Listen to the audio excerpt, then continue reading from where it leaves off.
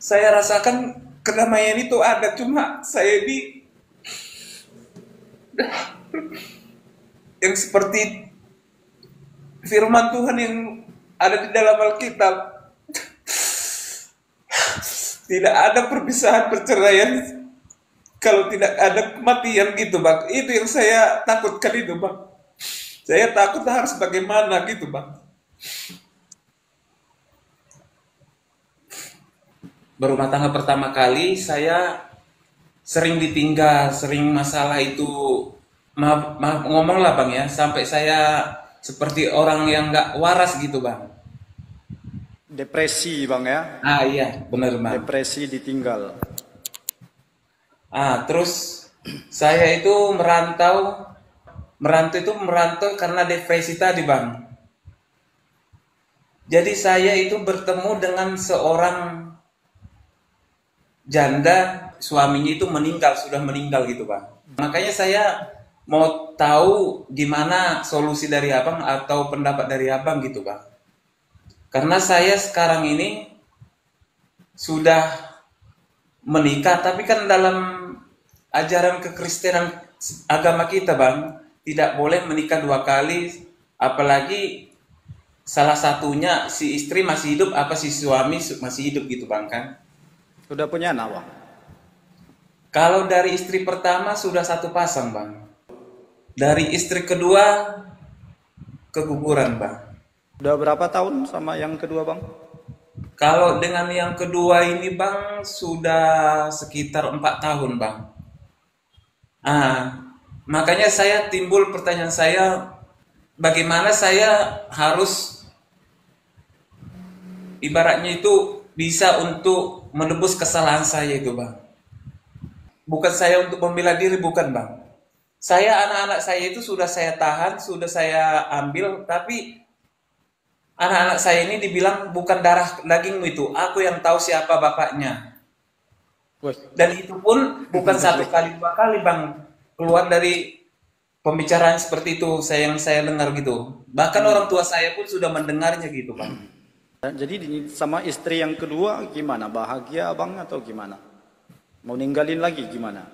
Enggak, kalau itu dengan istri kedua ini memang saya rasakan kedamaian itu ada, cuma saya ini yang seperti firman Tuhan yang ada di dalam Alkitab, tidak ada perpisahan perceraian kalau tidak ada kematian gitu bang. Itu yang saya takutkan itu bang. Saya takut harus bagaimana gitu bang. Sampai sekarang selama berapa tahun ini itu aja yang menjadi beban pikiran saya itu bang gitu, yang menakuti dalam kehidupan saya itu bang. Jadi saya ini harus seperti apa untuk menebus kesalahan saya itu bang. Jadi kalau misalnya abang terintimidasi karena perceraian, itu bagus bang. Justru kalau kita melakukan dosa, melanggar perkataan Tuhan Yesus, tidak ada rasa intimidasi, justru itu yang ada masalah. Nah, itulah gunanya kita belajar firman bang. Berarti abang ini belajar firman, udah mantap.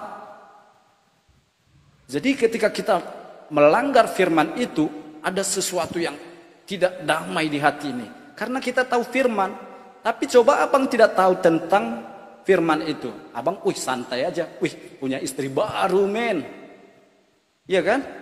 Tapi karena abang tahu, makanya abang tidak bisa tenang. Karena ini kan sudah terlanjur, ya. Abang sudah terlanjur menikah, ya. Analogi dalam Alkitab kita ambil, yaitu Adam dan Hawa. Mereka kan dekat tuh dengan Allah, ya kan? Tiap hari mereka mungkin ketemu. Tetapi ketika ketika Adam dan Hawa berdosa, mereka diintimidasi dosanya sama seperti abang. Tetapi sesungguhnya efek dari pelanggaran itu membuat kita takut.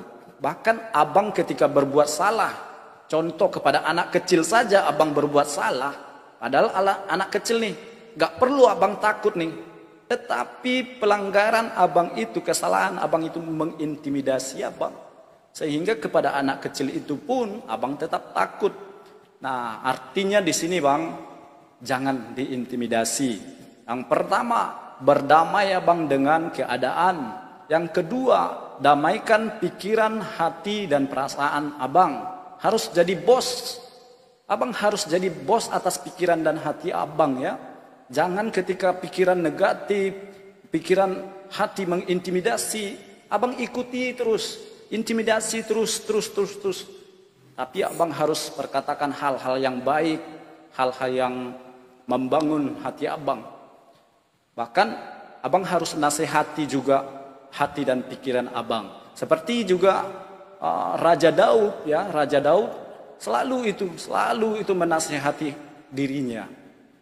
Raja Daud selalu bilang ketika dia udah tahu nih jadwal perang besok, Daud akan berperang besok, dia udah takut. Tetapi apa dia bilang? Hai jiwaku, kenapa engkau gelisah? Bukankah Tuhan selalu menolong? Artinya Daud sering galau, tapi dia ambil alih, dia tenangkan jiwanya. Dia perkatakan hal-hal tentang Tuhan, pertolongan Tuhan. Begitupun juga dengan abang, berdamai dengan keadaan, berdamai dengan hatimu. Perkatakan hal-hal yang baik. Ada banyak hal yang abang sudah pelajari dalam Alkitab. Betapa Tuhan itu maha pengampun. Ya kan? Betapa Tuhan itu maha lebar kasihnya. Jadi pengampunan pasti ada buat abang. Kasihnya tetap ada buat abang. Intinya abang berdamai, akui pelanggaran abang di hadapan Tuhan. Ini ajaran Tuhan Yesus tentang perceraian. Oke. Nah, setelah Yesus selesai dengan pengajarannya itu, berangkatlah ia dari Galilea dan tiba di daerah Yudea yang di seberang sungai Yordan. Orang banyak berbondong-bondong mengikuti dia dan ia pun menyembuhkan mereka di sana. Maka datanglah orang-orang Farisi kepadanya. Ini orang-orang Farisi ya bicara kepada Tuhan Yesus untuk mencobai dia. Mereka bertanya, apakah diperbolehkan orang menceraikan istrinya dengan alasan apa saja? Tuhan Yesus katakan, tidakkah kamu baca bahwa Ia yang menciptakan manusia sejak semula menjadikan mereka laki-laki dan perempuan? Dan firman-Nya, sebab itu laki-laki akan meninggalkan ayah dan ibunya dan bersatu dengan istrinya sehingga keduanya itu menjadi satu daging. Demikianlah mereka bukan lagi dua, melainkan satu. Karena itu apa yang telah dipersatukan Allah tidak boleh diceraikan manusia. Ini ajaran Tuhan Yesus ya. Tetapi apa kata orang Farisi kepada Tuhan Yesus? Kata mereka kepadanya, jika demikian, apakah sebabnya Musa memerintahkan untuk memberikan surat cerai jika orang menceraikan istrinya? Dari sini kita bisa tahu bahwa Musa memperbolehkan cerai dengan catatan memiliki surat cerai. Betul nggak bang? Betul, benar. Berarti ada dalam hukum Taurat Musa boleh cerai ya kan? Tetapi direvisi oleh Tuhan Yesus tidak boleh bercerai. Ini salah satu hukum Taurat yang direvisi oleh Tuhan Yesus dengan ajaran sorga.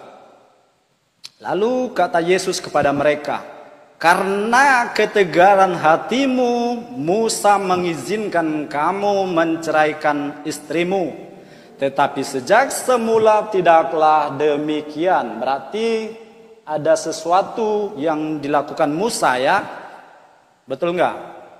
Karena sejak semula tidak boleh cerai. Tetapi Musa ujungnya mengizinkan perceraian. Karena mereka tegar tengkuk selalu ngotot gitulah kan.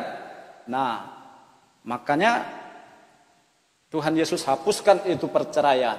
Tetapi aku berkata kepadamu, barang siapa menceraikan istrinya kecuali karena zina lalu kawin dengan perempuan lain, ia berbuat zina. Nah, mungkin ayat ini yang selalu mengintimidasi abang ya. Iya, Nah, pas itu. oke. Tapi ini sudut pandang saya semata ya bang ya. Boleh jadi masukan buat abang juga. Tadi kan kita udah baca nih di dalam Matius 5 tadi kita kan udah baca bahwasanya Musa memperbolehkan cerai, ya kan? Iya. Tapi Tuhan Yesus melarang keras perceraian. Artinya sebelum Musa itu kan seperti nabi-nabi juga, Raja Daud, bahkan Salomo punya banyak istri, bahkan bercerai berkali-kali.